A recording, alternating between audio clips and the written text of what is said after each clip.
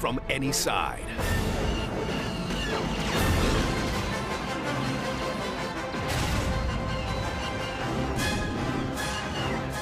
Star Wars Battlefront, the video game. Rated T for teen. Whoa! Welcome back to Retro Rebound. In today's video, we celebrate May the 4th be with you. Of course, we're going through a lot of Star Wars games in today's videos. We have a nice retrospective on what I view is the golden era of Star Wars games, the early 2000s. Now, I understand there have been dozens upon dozens of Star Wars games. Some will not be mentioned in this video, but do note, this is not our final Star Wars video here on the channel. We're going to do a video on the prequel Star Wars games. We're going to do a video remembering a very special set of Star Wars games that I'm sure you can guess if you followed me for a long while. We have a lot of Star Wars content planned. It's my favorite franchise. So, of course, in the month of Star Wars, I want to celebrate it properly. And we have this month a new Obi-Wan TV show coming out. Can't wait for that. So there's a lot to be excited about in Star Wars. Even when people are saying the series is in its death throes, I disagree. I think in a lot of ways it's doing better than it ever has before. And now let's talk about some games. If you're new here and you're into retro and nostalgia content, consider subscribing. Let's start off with one of the GOATs we can all agree on, Star Wars Battlefront 1. There's a great story behind this one, and some of these videos we have made individual retrospectives on. If you want to check them out, this one in particular, we did do one on. So with Star Wars Battlefront 1, this is a funny story that I was sitting there in second grade, and I was talking to this guy named Gary, and I remember saying, I want a Star Wars game after seeing, I think it was episode 2, where I can play as the clone trooper. I don't always want to be the hero of this story. And he tells me about this game right here. He goes, there's a game called Star Wars Battlefront. This was around, I want to say April or May. And so my birthday's in June, so put it on the birthday list. Fingers crossed that someone would grant me this wonderful gift, and lo and behold, they did. On the back it says, live the battles. Learn more about Star Wars Battlefront 2 inside, because this is the Platinum Hits version, sadly. So it is promoting the sequel, which we'll also talk about in this video. It says, you've seen the movies, now live the battle. For the first time, play the classic Star Wars battles any way you want. Experience the chaos of war as you fight the greatest Star Wars battles in its universe. With up to 16 players in massive online battles, you can fight on unique planets from the entire Star Wars saga that was available at that point in time, so the prequels and the original trilogy. It says, pick your side, rebels, Imperials, clone troopers, or battle droids. With the ability to pilot over 30 vehicles, including AT-ATs, X-Wings, and Snowspeeders, and choosing your weapons wisely as each soldier has different weapons and capabilities. On the inside here, we've got the, of course, slip for Battlefront 2 being promoted. We've got the registration card right there for marketing purposes, and then we got ourselves a nice black and white manual going over the game, all the sides that you could pick.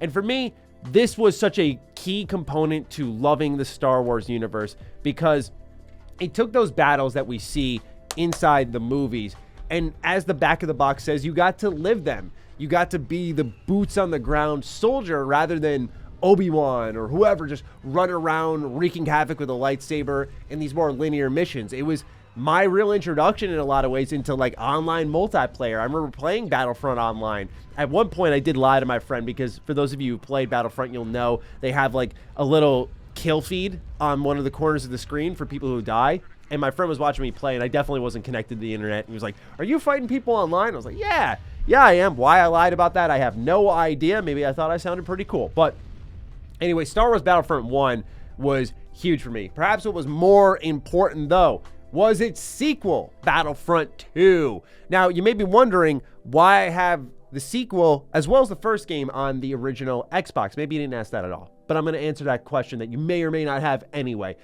Turns out that if you were to throw this disc into the Series X for backwards compatibility, it will have the DLC, a special map that is not available on other consoles, including, I believe, PC. So that's why I went with the original Xbox here. Just a little tip to those of you collecting these older Star Wars games. That's something you may want to look into. In the back, it says, as it did in the first one, fight more of the greatest Star Wars battles any way you want. Fight as a Jedi, battle in space, 16 new locations, online, massive battles. And then inside, here we have another, this is a thick manual. We love a thick manual here. Black and white again, nothing crazy, spectacular here. It's no Final Fantasy X. That's one of the best manuals of all time. But It's a nice thick one there, going through all the units again that you can see in the game. No real pictures, just a lot of text. Not my favorite manual, even as a kid growing up. So that's what you get with a complete in-box copy if you were to pull this off store shelves in 2005. Let's talk about this one more extensively, because as I said, I made a whole video dedicated to the first game, but the second one was a transformative experience. Because eventually, while playing Battlefront 1, I'm going, hey, this is cool, me being a kid, but now I kind of want to play as the Jedi in this type of experience. What does this game do? They introduced the heroes versus villains mode, an iconic Star Wars game mode that is still active to this day in DICE's Battlefront 2. And this is a mode that I played over and over and over and over again. I love heroes versus villains because I got introduced to so many heroes and villains that I knew nothing about. That was what was so important about Battlefront 1 and 2 is you got to put your hands on things and characters that you never really knew much about, especially me growing up with really the prequel trilogy. I got to interact with some OG characters that I wasn't super familiar with, but I also got to experience like how truly badass someone like Darth Maul was and got to fly around as Jango and Boba Fett. You got to play as Coyote Mundi because why not? I love that type of stuff. I love that they had that in this game. Easily my favorite part about it was the heroes versus villains mode, but it also mentions on the back here that you could battle in space. So you had these two big StarCraft carriers approaching each other, and you'd go and dogfight in space, and you could take out the ship from the inside. I appreciated the novelty of the mechanics here. As a kid, these were the missions I went, ugh, about. I didn't really like them all that much. But going back to it, I just can't help but appreciate the expansive feature offering that they have here, and that you could also have battles in vehicles on the ground too. So there was just this plethora of options, and then you had the classes that could tackle them. And this game introduces the clone Commando with the big chain gun on the shoulder. That was my favorite one to use, absolutely, with the rally ability where he pumps his fist and everyone around you gets buffed and you're just mowing them down. Such a good feeling because this game had a point system where as you did better in the match, you'd unlock access to all these different classes that you could use, on top of course, being able to accept the hero mode if you were the best in the lobby, which typically you were if you were playing by yourself, like most times I was. I bring all of this up to lead us to the definitive feature of Battlefront that you've been more than patient about me talking about, which is, of course, Galactic Conquest. This was the mode, baby. This was the mode. This was what defined Battlefront more than anything, was going from planet to planet to planet, taking over based off whatever side you were on. Let's say I was the Republic, I'd be fighting the droids, and I love that stuff, man, because as you were taking over planets, you'd be generating credits. You'd spend those credits on power-ups, on things for your side of the army, and eventually you would conquer the entire galaxy. It's something that I know DICE is not in a good spot right now, but if they ever do a Battlefront 3, I am just praying with everything I got, twisting everything I got, that they do a modern Galactic Conquest, just because I don't know if it'll be good. I just want to know what it will be like. But this game had those moments where the ships could collide on the map, and then you'd fight in space, and you could ward them off. You'd have to protect your own planets and assault theirs. It was a blending of the great gameplay that was already existing in the first Battlefront, and Galactic Conquest was in that game, by the way, but it was blending what was there and then also adding a strategic element on top of it. So I adore this game from top to bottom. I've put so many hours into it in my entire life. So many great maps, modes, memories baked into the Battlefront series. Thank you, Pandemic, for making these games. All right, you're probably sitting there thinking to yourself, I know what he's got to have in this pile of games next to him, and you're probably assuming correctly again if you know me well. We got to talk about the GOAT, Star Wars Knights of the Old Republic, my favorite game of all time. Nothing beats this one for me. And if you're wondering what video I was talking about with a retrospective, that we were going to go into some Star Wars games individually, yep, you guessed it. These two right here coming at your sub feeds sometime soon this week. Let's begin with the first Knights of the Old Republic game.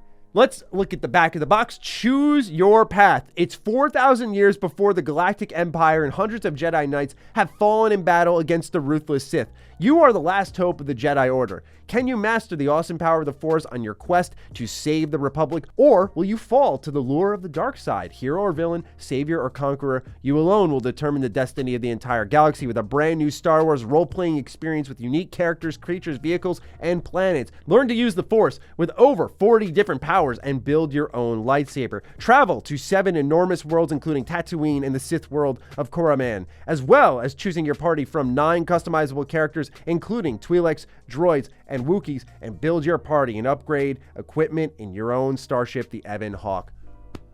I love this game so much. Fun fact, this character right here that you see was supposed to be a party member. Didn't change the box art. Launched with it anyway. Kind of interesting that they always kept the cell cat there. Crack it open. Bada bing, bada boom. Got your marketing card right here. Oh, I love this manual so much. Oh, I love it so much. The kind of Star Forge look, the galactic database here. Oh, look at that. It's beautiful. Look at all the artistic visionary moves here by BioWare. This is the fattest manual I've ever held yet. Holy smokes. And the whole time we've been doing this on Retro Rebound, this is a booklet. Look at that. Oh my God. We still have so much more to tab through because the mini games, the dialogue, everything here. And then we have a storefront on the back promoting Indiana Jones, Star Wars Clone Wars, Jedi Knight 2, Jedi Outcast. Wow. Wow. Great manual. Sorry, I'm fanboying super hard for this one. Okay. So what drew me to this game was really that I always had a desire to play a game where I created my own character. Growing up, I really liked books that were called Choose Your Own Adventure books. You open up a page and it tells you, if you want to make this choice, go to page like 208. And you do that and the next part of the story happens. I always liked having that agency, if you will. And I remember saying that I wanted to have a game that was like that. I went into Circuit City. I pull up and in the bargain bin booth for $10 was sitting right there, Star Wars Knights of the Old Republic. Had no idea what it was, just had an infatuation with Star Wars, and I said, okay, let's try it out. Turns out this was the, as I would call it as a kid, choose your own adventure game of my dreams. I still replay this game annually to this day. This game has had a massive influence on my life. I am so excited for the remake by Aspyr. And I think about the planets, the choices you can make, the characters you meet, and all of it is so refreshing. And as I got older, it only got better for me because I started to appreciate the more political nature of the Old Republic. I think that's my driving factor for loving Star Wars Knights of the Old Republic so much. It's that it's this era of Star Wars that I knew nothing about. I saw it in a comic one time growing up, but I couldn't tell you what the comic was. But other than that, it was just this brand new thing. It wasn't the prequels. It wasn't the original trilogy. There was no Luke Skywalker. There was no Obi-Wan Kenobi, Anakin Skywalker. None of that business was here. It was just this whole fresh take. Who's Bastila? Who's Darth Malak? What about a Darth Vader? All of it was so much of a culture shock to me that it was amazing. Seeing the Sith not be these stormtroopers with these white helmets, but more silver, metallic armor. And as I said, as I got older, the political nature, say how the Jedi Order was on Dantooine and how they behaved and how they treated your character. There's so much about this game that I just absolutely adore. The combat hasn't aged that wonderfully as I feel the story has, but this is a timeless RPG that has defined many that have followed suit, and it symbolizes why I love early 2000s BioWare. Between this game here, Knights of the Old Republic, of course, Jade Empire, Mass Effect 1, Dragon Age Origins, they were just on a whole other level. But anyway, after this game came out from BioWare, they passed the sequel over 1 year to Obsidian Entertainment to make Knights of the Old Republic 2. On the back, it says, this time your choices affect everyone around you. Indeed, they do. It is a time of darkness. 5 years after the events of the award-winning Kotor, the Sith Lords have hunted down the Jedi Order to the edge of extinction, and a lone Jedi Knight remains, you. As you struggle to reconnect with the Force, your decisions will lead you to the light or dark side and will affect everyone around you. The fate of the galaxy rests in your hands. I could actually cry talking about this game, man. I'm not even trying to be dramatic.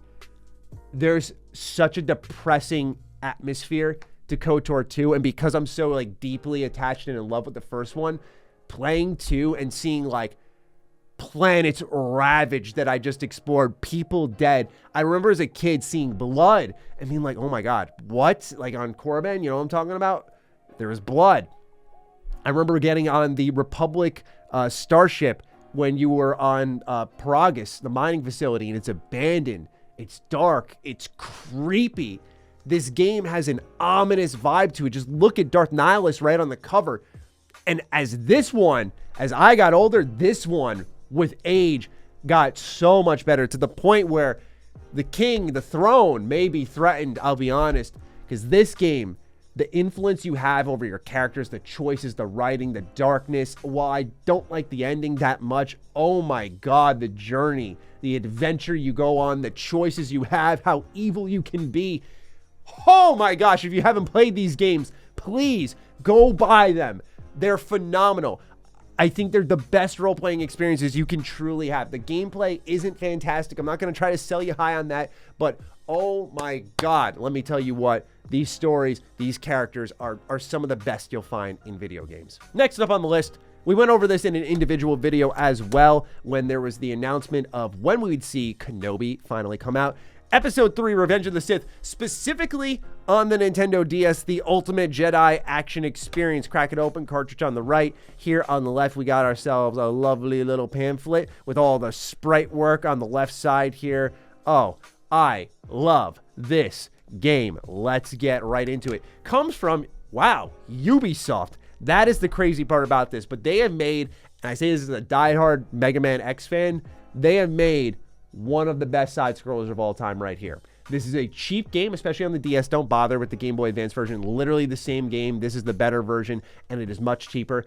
But they made one of the best side-scrollers of all time. There is an actual mechanical depth in the combat, in the deflections, in the timing of your strikes. You can attack high, low, medium. Some of the lightsaber duels in this game are sick. It is a little gimmicky at times. I'll completely admit that. It's a short game. You can run through each of Obi-Wan and Anakin's campaign in like an hour and a half respectively, so you can be done with this in literally like an evening, an afternoon, what have you. It's a wonderful trip down memory lane. The music is excellent. The combat is also fantastic, as I said earlier, and I am an absolute sucker for its art style. Love, love, love, love, love this art style. I just wanted to give that one a very quick shout out that this is one of the best side scrollers of all time. If you're looking for a good one, I got this for my girlfriend, but I believe it's on eBay for about like 20-ish bucks. Not expensive at all. It's completely different, by the way, from the PS2 version. So no, you're getting a totally different experience if you've played that already. But as a side-scrolling fan, not the biggest side-scrolling fan, by the way, but I do die on my Mega Man X sword a lot. I gotta say, this bad boy right here, give it a look if you have yet to. All right. Last game in the stack for this video. Reminder again, we have lots of Star Wars content coming. I am obsessed with this franchise, and I got to talk about a lot of these games individually at one point or another. And my stack of total Star Wars games is insane. So we're doing them in bulk, and then we'll split them up, and you know how we roll here. This is a bit different because I went to my collection thinking I had this game in its original format, complete in box. Turns out I didn't. We're talking about Star Wars Republic Commando. Maddie, what in the world are you holding? This is the limited run collector's edition. Now, here's the thing that really bothers me. Watch this, see this, Star Wars Republic Commando. Flip it over, it's upside down. But I haven't, as you can tell here, broken the seal because I didn't want to open it. I didn't want to open it. I wanted to save this, preserve it. But now it's like anytime I pick it up, I flip it over, it's like, oh no, they put the top on wrong. Oh, that's so terrible. So, to read it, we must rotate. The squad is your weapon. Boss, Fixer, Scorch, and Sev, better known as Delta Squad, are back. Relive the legendary campaign. Welcome to the Clone Wars. Chaos has erupted throughout the galaxy. As leader of an elite squad of Republic Commandos, your mission is to infiltrate, dominate, and ultimately annihilate the enemies. Battle relentless enemies. Battle a variety of highly intelligent and deadly enemies, from brutal Transdoshan mercenaries to the flying insectoid warriors of Geonosis. Your squad will follow your orders, performing complex commands and strategic maneuvers. You are their leader. They are your weapon. Oh my God, this game. Oh, this game. You want to talk about a cliffhanger unlike anything else. I still break into a cold sweat thinking about how this game ended. When they re-released this, shout out to Aspire again, they're doing the KOTOR remake, re-released this on PlayStation 4, got the Platinum Trophy right away. such a great campaign. I don't know how many of y'all out there will appreciate it with its first-person shooting. It's not excellent. It's serviceable, especially for its time. But this campaign, as a Star Wars junkie, I love me some prequels. I love the clones. They're definitely my favorite faction. But being able to play as the Commandos and, as they say, infiltrate and dominate, you do some dark things here.